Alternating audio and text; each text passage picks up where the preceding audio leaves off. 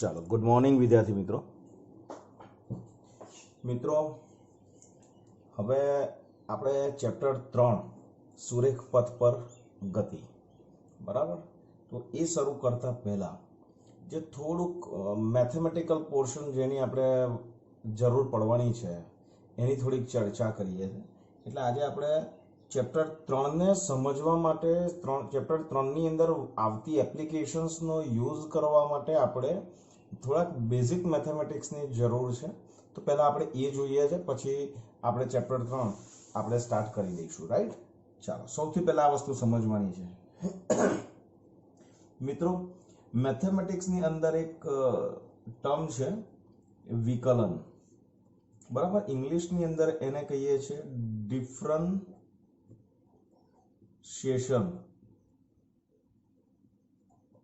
Differentiation okay હવે વિકલન આ મેથેમેટિકલ શબ્દ છે મિત્રો મેથેમેટિકલ વર્ડ છે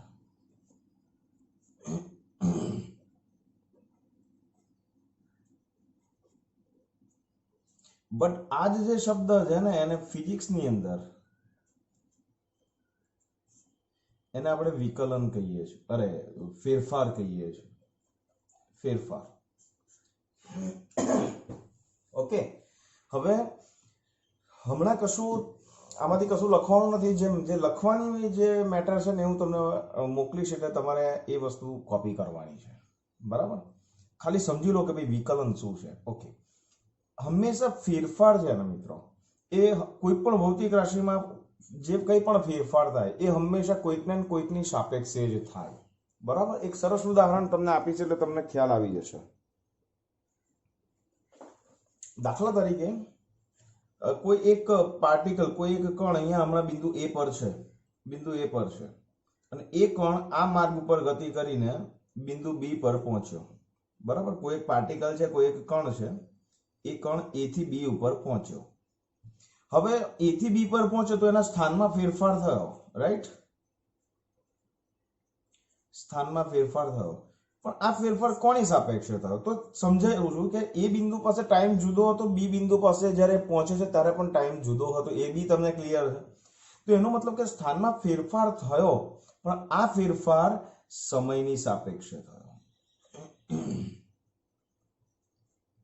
રાઈટ સી વિકલન મેથેમેટિકલ વર્ડ છે અને મેથ્સની અંદર જે વિકલન શબ્દ યુઝ કરે છે આપણે ફિઝિક્સની અંદર એને ફેરફાર કહીએ છીએ બસ આટલું તમે સમજી લો એટલે તમને બધા જ કોન્સેપ્ટ હમણાં ક્લેરિટી આવતી જશે જોજો ધ્યાનથી કે ઉદાહરણ આપતો જાઉં છું તમને કે તમારી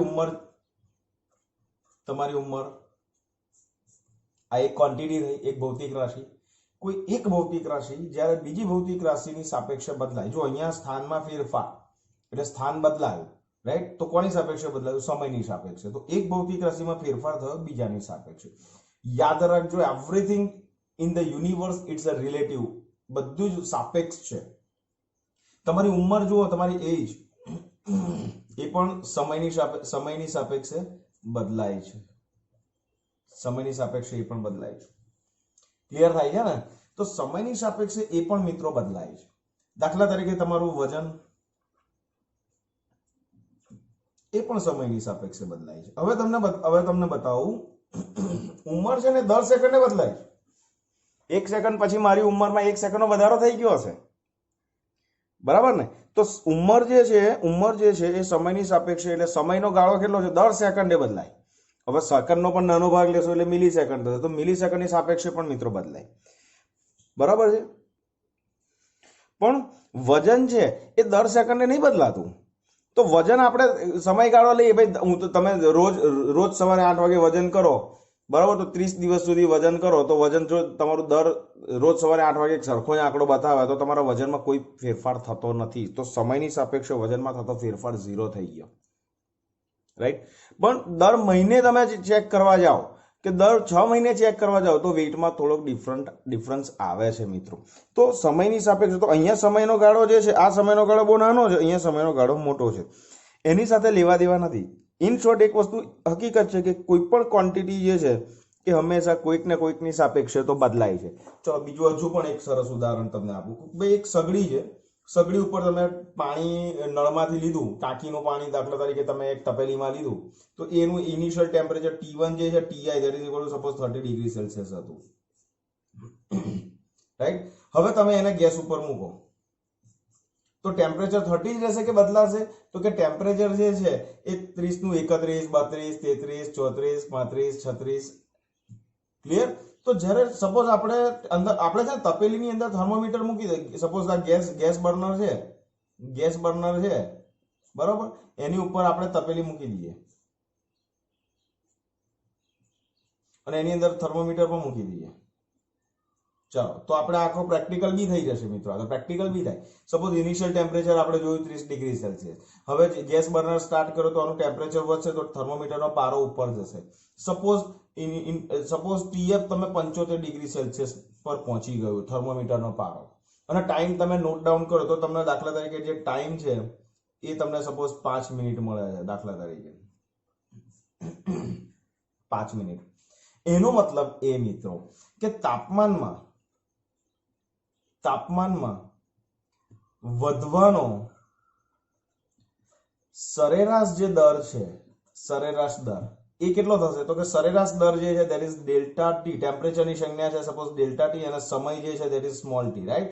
capital T that is temperature, small T that is time. આ યાદ રાખો. તો ડેલ્ટા ટી કેટલો થશે?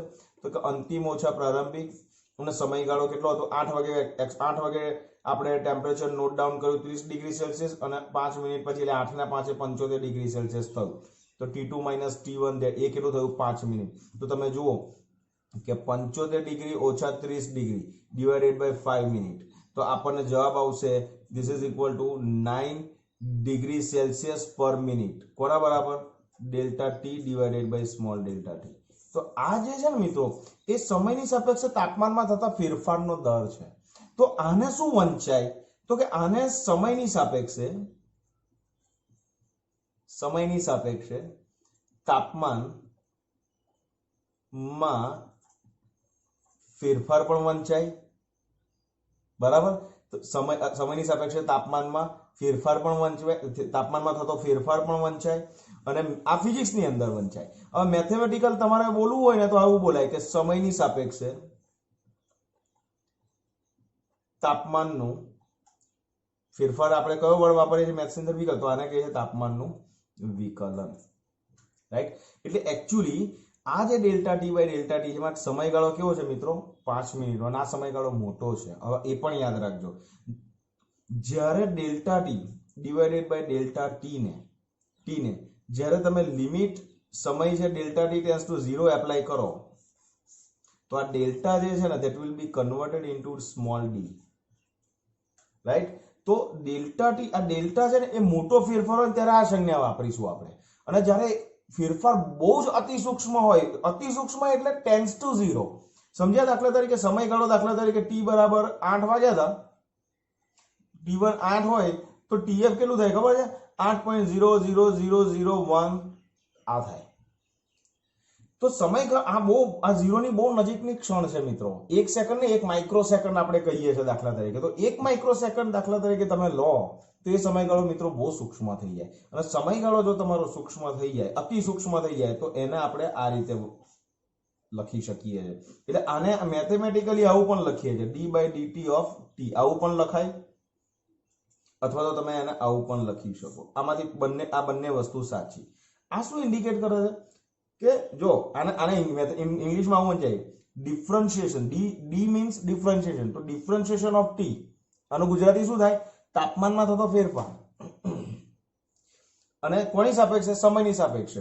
તો તાપમાનમાં થતો ફેરફાર સમયની સાપેક્ષે. પણ બોલવામાં ઓડ લાગે એટલે આપણે શું કહીએ કે સમયની સાપેક્ષે તાપમાનમાં થતો ફેરફાર. અને ઇંગ્લિશમાં આને બોલીએ છીએ differentiation of T with respect to time. Differentiation of weight with respect to time, differentiation of age with respect to time, differentiation of your height with respect to time. Clear? તો આમાં આ જે છે ને એ તમારું વિકલન છે. વિકલન એટલે તમને જો વિકલન તમે કર્યું અને જે પ્રોડક્ટ મળી, દાખલા તરીકે વિકલન કર્યું અને પ્રોડક્ટ મળી, તો એ જે પ્રક્રિયા છે ને વિકલિત થઈ ગયું, મૂલ્ય થઈ ગયું. અને એને મેળવવાની જે પ્રક્રિયા છે ને એને આપણે વિકલન. તો વિકલન જે છે ને એક પ્રોસેસ છે, રાઈટ. વિકલન શું છે? પ્રોસેસ છે મિત્રો, પ્રક્રિયા છે. આ છે ફેરફાર મિત્રો.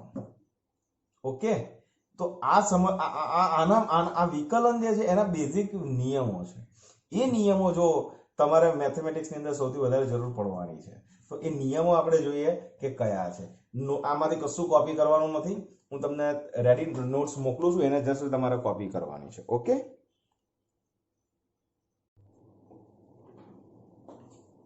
ચાલો મિત્રો, વિકલનના નિયમો. રાઈટ, હવે વિકલનના નિયમમાં એક વસ્તુ યાદ રાખવાનું છે મિત્રો. સૌથી પહેલો નિયમ, અચળાંક હોય ને, અચળાંક એનું મૂલ્ય હંમેશા અચળાંકનું જે વિકલન છે એ હંમેશા શૂન્ય હોય. પણ જો અચળાંકના ગુણાંકમાં ચલ હોય, ચલ મીન્સ જેની ક્વોન્ટિટી બદલાતી હોય, ચલ હોય, તો અચળાંકનું વિકલન શૂન્ય થતું નથી. આવા કિસ્સામાં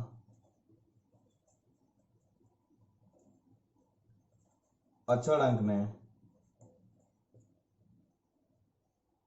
શું કહી શકું? અચળાંકને જેમ છે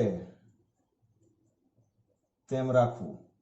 રાઈટ, ચિંતા ના કરો, નિયમો ખાલી સમજાવું છું. હજુ આ એક્ઝામ્પલ્સ કરીશું, આપણે એના ઉદાહરણ જોઈશું એટલે વધારે ક્લેરિટી આવશે. રાઈટ, ચાલો નિયમ નંબર 2. કશું લખવાનું નથી તમારે, રેડી ટુ, તમને બધું રેડી મોકલું છું, ચિંતા ના કરો. જો y એ x નું વિધેય હોય, આ મેથેમેટિકલ શબ્દ છે મિત્રો, પણ x નું વિધેયનો મતલબ શું છે કે y જે છે ને x પર આધારિત છે. રાઈટ, y x નું વિધેય હોય એનો મતલબ જ એ કે y નું મૂલ્ય x પર આધારિત હોય. હવે તમને ખાલી ઉદાહરણ આપું કે suppose y of x is equal two, તમને પૂછાય કે x સ્ક્વેર. ચાલશે?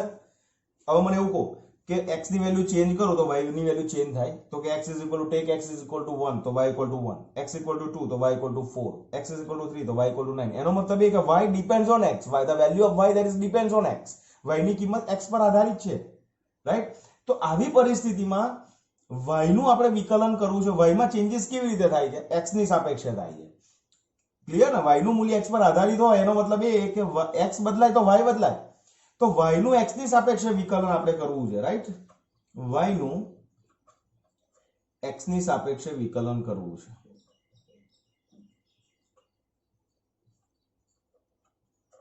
એનો મતલબ એ કે dy by dx કરવું છે. રાઈટ ને? y નું x ની સાપેક્ષે વિકલન એટલે જેનું કરવાનું છે તે ઉપર આવે, જેની સાપેક્ષે હોય નીચે આવે, તો dy by dx. હવે નિયમ શું છે એ જોજો. x ની ઘાત કેટલી છે? 2, તો 2 આગળ લઈ દેવાના અને x ની ઉપર જેટલી ઘાત હોય એમાંથી એક ઘાત બાદ કરવાની. તો જવાબ શું આવશે? 2 as it is, અને x ની ઉપર 2 ઓછા 1 એટલે એક જ ઘાત એટલે twice x આવશે. ક્લિયર? જોજો ધ્યાનથી. જો y of x is equal to x cube હોય તો શું થશે? dy by dx. તો કે 3 ઘાત આગળ આવે અને ઉપર એક ઘાત ઓછી જાય, that is 3 minus 1, તો જવાબ આવશે 3x સ્ક્વેર. આ ક્લિયર? અહીં સુધી ક્લિયર? Okay, fine. જોજો ધ્યાનથી. Suppose y of x is equal to, હું સારા અક્ષર એટલે કાઢું છું કે હવે આ જે લખજો તમે, એટલે નોટ્સ આની આગળનો જે પોર્શન છે એની નોટ્સ મોકલીશ અને આ જે છે ને તમે કોપી કરી લેજો. રાઈટ, તો y of x is equal to suppose twice x raised to 4 આવું લઉં છું. ચાલો બોલો હવે dy by dx કરીએ. ચલો, આ 2 આવ્યો આપણો અચળાંક. યાદ રાખો, અચળાંકનું વિકલન 0 હોય. પણ જો અચળાંકના ગુણાંકમાં ચલ હોય તો જો અચળાંક છે ને એના ગુણાંકમાં ચલ આવી ગયો, x એ આપણો બદલાય છે, x બદલાય તો y બદલાય. તો હવે આ જે છે અહીંયા જુઓ અચળાંકનું વિકલન શૂન્ય થતું નથી. આવા કિસ્સામાં અચળાંકને જેમ છે તેમ રાખવું. તો આ બે જે છે ને એને કશું કરવાનું નહીં, એઝ ઇટ ઇઝ પડી રહેવા દેવા. હવે ઘાતાંકનું કરો તો 4 આગળ આવશે અને 1 ઘાત ઓછી થશે, ધેટ ઇઝ 4 - 1. તો જવાબ આવશે 8x³ ક્લિયર. આ વિકલન થઈ ગયું મિત્રો. હવે જુઓ સપોઝ આપણે આવું લઈએ કે y of x is equal to 3x² plus 4 લઈ લો. ચલો શું થાય?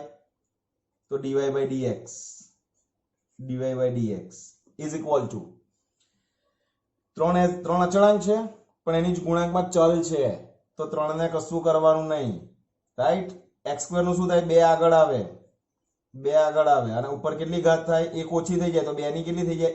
1 એટલે x as it is રાખું છું, પ્લસ અચળાંકનું વિકલન 0. હવે એની ગુણાંકમાં કોઈ ચલ નથી તો અહીંયા 0 મૂકી દો. તો જવાબ કેટલો આવશે મિત્રો? 3 દુ 6 6x. કોના બરાબર? dy by dx, right.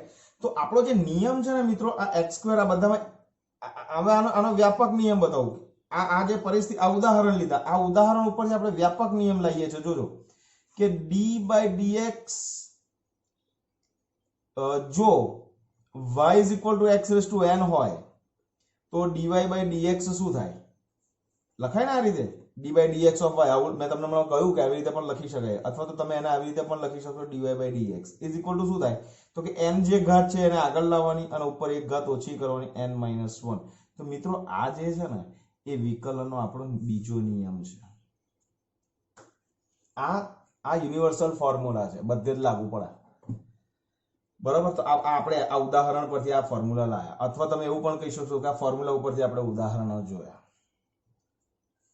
Clear થાય છે ને તમને લોકોને, રાઈટ. ચલો બીજા એક બે ઉદાહરણ લઉં. ઓકે, આ જે છે એ dy by dx is equal to શું આવ્યું? 6 × x, રાઈટ. ઓકે, હવે આપણે અહીંયાથી આખો ક્વેશ્ચન અલગ કરીએ છીએ.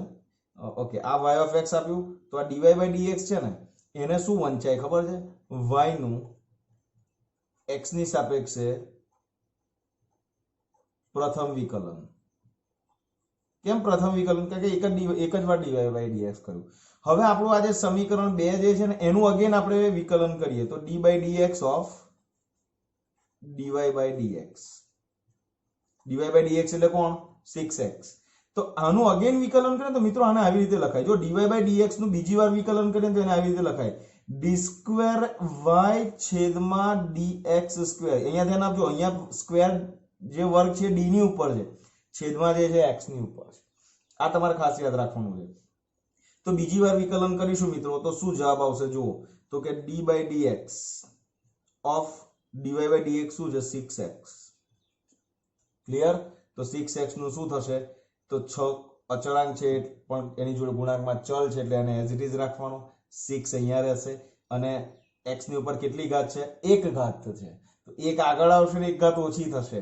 તો જોજો, ખાલી સમજાવું છું કે 1 ઘાત આગળ આવી અને x ની ઉપર 1 ઘાત તો હતી, ઓછા 1 ઘાત બાદ કરી તો 1 - 1 0 અને anything raised to 0 is equal to 1.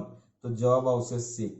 તો આ થઈ ગયું આપણું d²y by dx² બીજું વિકલન.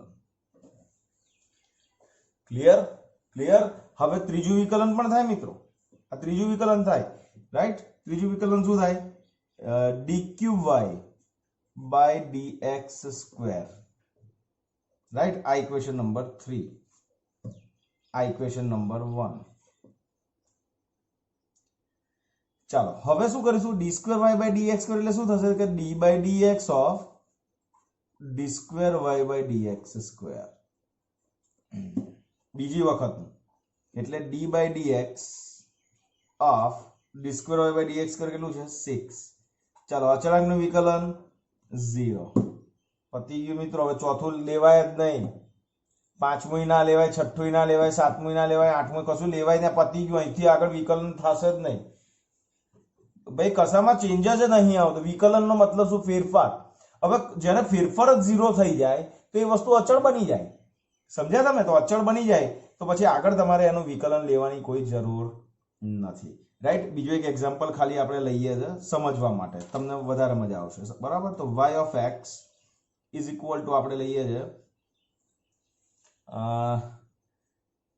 2x² plus 9x minus 4. ચલો આનું પ્રથમ વિકલન લઉં તો મને મળે dy/dx. ચલો હવે હું છે ને આ ડિટેલમાં સ્ટેપ જે લખ્યા છે ને એ આમાં નથી લખતો, એઝ ઇટ ઇઝ લખું છું. જો અહીંયા 2 તો છે જ. ઓકે, x ની કેટલી ઘાત છે 2, તો 2 આગળ આવે અને 1 ઘાત કેટલી થઈ ઓછી, તો 2 ઓછા 1 એટલે 1 પ્લસ 9 કોન્સ્ટન્ટ છે એટલે એઝ ઇટ ઇઝ. x ની ઉપર 1 ઘાત છે, એક યાદ રાખો x ની ઉપર એક જ ઘાત હોય ને તો x ની સાપેક્ષે વિકલન 1 થઈ જાય એટલે plus 9 as it is. Right? કેમ? એક ઘાત આગળ આવશે, એક ઘાત ઓછી થશે. રાઈટ? તો આવશે 9 અને આનું કેટલું થઈ જશે 0. જવાબ આવશે આપણું 4x પ્લસ 9 dy/dx. ઓકે, ચલો બીજું વિકલન, આનું જ બીજું વિકલન કરીએ તો d²y/dx² is equal to d/dx of dy/dx. ચાલો તો d/dx કૌંસમાં આવશે dy/dx શું છે 4x પ્લસ 9. શું જવાબ આવશે મિત્રો? 4 એઝ ઇટ ઇઝ, x નું 1 અને 9 નું 0, તો જવાબ આવશે 4. ક્લિયર? કોના બરાબર? d²y/dx². ચાલો તો d3y/dx³ શું આવશે? તો કે 4 નું વિકલન તો 0 થઈ જશે. તો આની અંદર તમે જુઓ ત્રીજું વિકલન 0 થયું, તો આની અંદર પણ ત્રીજું વિકલન 0 થયું. આ તો ઉદાહરણ લીધા છે. બસ વિકલન મિત્રો પૂરું. જે લોકો બાયોલોજીમાં જેને લીધું છે, બાયોલોજી ગ્રુપ વાળા છે, એમને સેટ પણ ચિંતા કરવાની જરૂર નથી. આટલું ઇઝી મેથેમેટિક્સ ફિઝિક્સ ની અંદર આવવાનું છે. અને જો તમને વિકલન ક્લેરિટી આવી જતી હોય તો હું તમને હવે બીજા એક્ઝામ્પલ્સ આપી દઉં અને એ એક્ઝામ્પલ્સ તમારે શું કરવાનું ખબર છે? હું હવે જે તમને જે પ્રશ્નો આપું છું ને એ પ્રશ્નનું તમારે વિકલન કરતા જ જવાનું. કયું વિકલન 0 થાય એટલું યાદ રાખવાનું. તો આમાં છે સિમ્પલ વસ્તુ છે. તમારા કોઈ પણ પદમાં જો આમાં મેક્સિમમ કેટલી ઘાત છે 2. કેટલી ઘાત છે 2, તો યાદ રાખો 2 + 1 કરી દો એટલે કેટલા થયા 3. તો ત્રીજું વિકલન 0 થાય. આની અંદર મેક્સિમમ કેટલી ઘાત આવી 2, તો ત્રીજું વિકલન 0 થાય. દાખલા તરીકે હું અહીંયા 2x³ પ્લસ 9x માઇનસ 4 અહીંયા વર્ગની જગ્યાએ ધારો કે ઘન હોત, રાઈટ? તો ઘન હોત ને તો ચોથું વિકલન 0 થાય. રાઈટ? તો એક કામ કરું છું, ક્વેશ્ચન્સ તમને આપું છું, એનું વિકલન કરતા જાઓ અને એનું જ્યાં સુધી વિકલન 0 ના થાય ત્યાં સુધી તમારે એનું વિકલન કર્યા કરો. એટલે તમે આના છે ને આ તો ખાલી સમજવા માટે લખ્યું છે. જો આ કેવું મેં સિમ્પલ y(x) લીધું તો એનું સિમ્પલ પ્રથમ વિકલન, જે આન્સર આવે પ્રથમ વિકલનનો એ આ રહ્યો. સીધું મેં કરી દીધું બીજું વિકલન એટલે સીધું આવી ગયું 4. આ ત્રીજું વિકલન 0. સ્ટેપ બાય સ્ટેપ તમે લોકો વિકલન કરતા જાઓ. ઓકે, તો હું હવે તમને આવી દ્વિપદી જે રકમો છે એવી આપું છું અને એનું તમે લોકો વિકલન કરો. ક્લિયર? અને એક કમ્પ્લીટ થઈ જાય પછી આપણે આપણું જે ચેપ્ટર છે શરૂ કરીએ છીએ. રાઈટ? ઓકે, ફરી ફટાફટ તમને લોકોને એક સિમ્પલ વસ્તુ પછી રિવાઇઝ કરાવી દઉં. આ રહી. ઓકે, ખ્યાલ આવે છે? તો આપણે આ જે વેલ્યુ છે એ વેલ્યુની અંદર શું રિવાઇઝમાં તમારે ધ્યાનમાં રાખવાનું છે? ડેલ્ટા જે છે એ આપણે ફેરફાર જો મોટો હોય ત્યારે આપણે ΔT/ΔT વાપરીશું અને આને બોલીશું આપણે ΔT/ΔT અને આને બોલીશું dt/dt. ઓકે, ક્લિયર થાય છે ને? તો આ મોટો ફેરફાર હોય ત્યારે, આ અતિ સૂક્ષ્મ ફેરફાર હોય ત્યારે. બરાબર? તો આટલી વસ્તુ તમારે ખાસ કરવાની છે. તો મિત્રો આ મેટરને કોપી પણ કરી લેજો અને હું તમને ક્વેશ્ચન્સ મોકલું છું. ઓકે,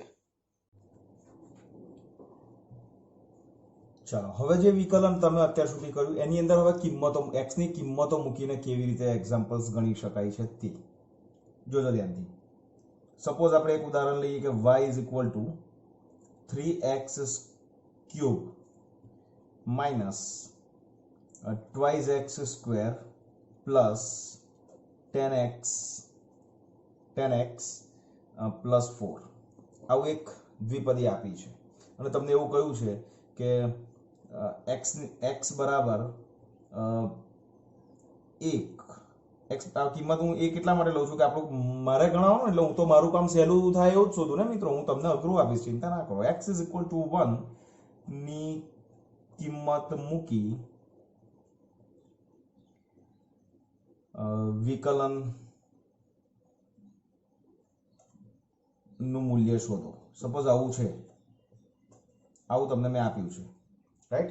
તો હવે શું કરવાનું છે? સૌથી પહેલા x બરાબર 1 યાદ રાખવાનું છે, પણ એને હમણાં મૂકવાનું નથી. સૌથી પહેલા પ્રથમ વિકલન. ચલો, તો dy by dx ફર્સ્ટ પહેલું વિકલન ઇઝ ઇક્વલ ટુ શું આવશે?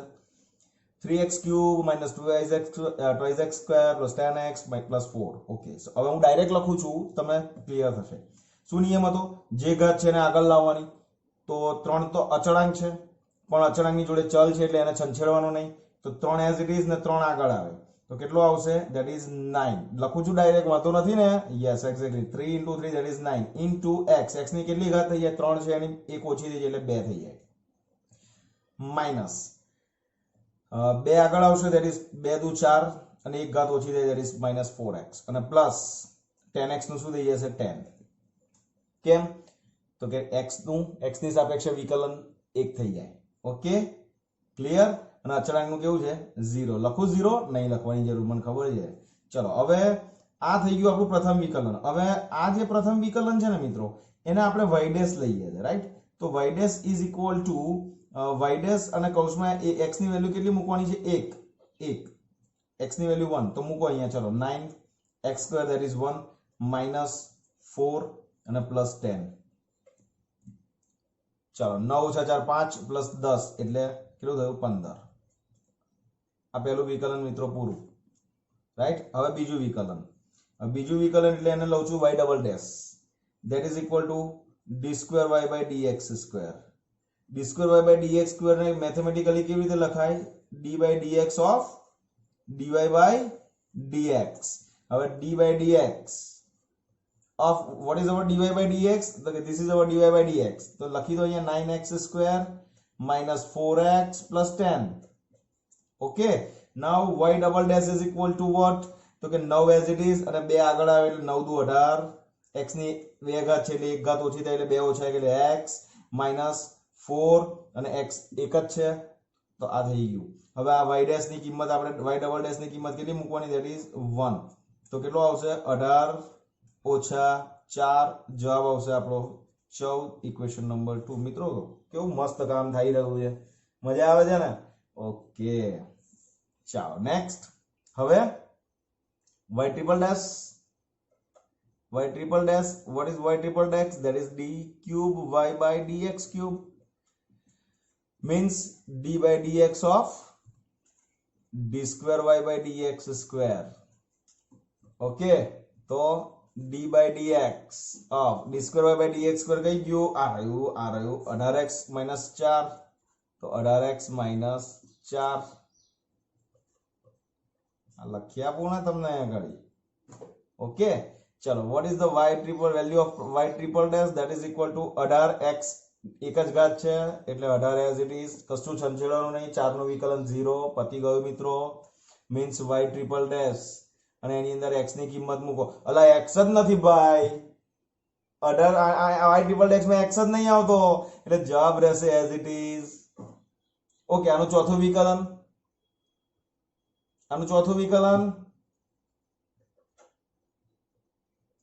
y4 dash is equal to અચળાંક મિત્રો, અચળાંકનું વિકલન 0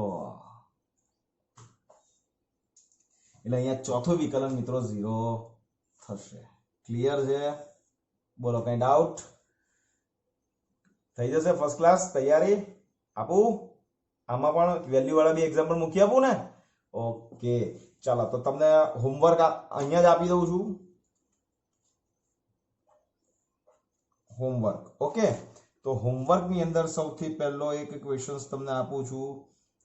y of x is equal to 4x cube plus 3x square plus 9x plus 4. શું શોધવાનું છે? વિકલન કર્યા કરજો જ્યાં સુધી છેલ્લું વિકલન શૂન્ય ના આવે ત્યાં સુધી. ઓકે, કેટલી ઘાત છે? મેક્સિમમ 3. તો કયું વિકલન, કયા ક્રમનું વિકલન શૂન્ય થશે? ચોથા ક્રમનું વિકલન શૂન્ય થશે. ઓકે, ચલો નંબર 2. સી આની અંદર x ની વેલ્યુ મૂકવાની આપતો નથી, આપી દઉં. ચલો એક પ્રેક્ટિસ માટે આપી દઉં. ચલો x બરાબર 1 લો. એટલે દરેક વખતે એટલે આખી પ્રોસેસ કરવાની, વિકલન તો કરવાનું પણ વેલ્યુ બી અંદર મૂકવાની. ઓકે, કરો કરો, પ્રેક્ટિસ કરો. ચલો, y of x is equal to 18 x raised to 4 minus 9x cube plus 3x અને plus 4. ચલો, x બરાબર કેટલું લેશો? હા, બરાબર છે, બરાબર છે. દર વખતે 1 એટલે કામ ઈઝી થાય. છાનામાના y x equal to 2 લો. અરે બેટા, કામ દાનત જ નહીં. y of x is equal to 9x raised to 5 plus 3x minus 9. ચાલો, x કેટલું લેશો? હા, ચાલો 3 લો. ઓકે ઓકે, હવે એટલું તો ક્લિયર થઈ ગયું તમને કે આમાં કયું વિકલન 0 થશે? ચોથા ક્રમનું મેક્સિમમ 3 છે, આની અંદર મેક્સિમમ કેટલી ઘાત છે? 4. તો કયા ક્રમનું વિકલન 0 થશે? 5મા ક્રમનું વિકલન 0 આવશે. રાઈટ, અહીંયા મેક્સિમમ કેટલી છે? ઘાત 5. તો છઠ્ઠા ક્રમનું વિકલન અહીંયા 0 આવશે. તમારા લોકોએ મને આનું જે સોલ્યુશન્સ આપશો એ સોલ્યુશન્સ કેવી રીતે તમારે મને સેન્ડ કરવાનું છે એ પણ કહી દઉં. રાઈટ, તમારે મને આવી રીતે મોકલવાનું. જો આપણે જે અહીંયા પ્રેક્ટિસ માટે જે એક્ઝામ્પલ લીધો છે ને એનું કન્ક્લુઝન આ રહ્યું. Right, C y dash is equal two તમારે મને લખીને આપવાનું 15, y ડબલ ડેશ 15 છે એટલે 15 લખ્યું. કઈથી લાય એવું ના કહેશો. y double dash 14, y triple dash 18, y fourth that is 0, y fifth લેવાની જરૂર નથી. રાઈટ, તો મને આ 3 જે એક્ઝામ્પલ્સ છે એ 3 માટે તમે મને આ રીતે આન્સર સેન્ડ કરો. ક્લિયર? ઓકે, આટલું થઈ જાય એટલે ખબર છે તમને લોકોને કે તમારે શું કરવાનું છે. હે ને? મળીએ તો. Take care, stay safe. જય શ્રી કૃષ્ણ.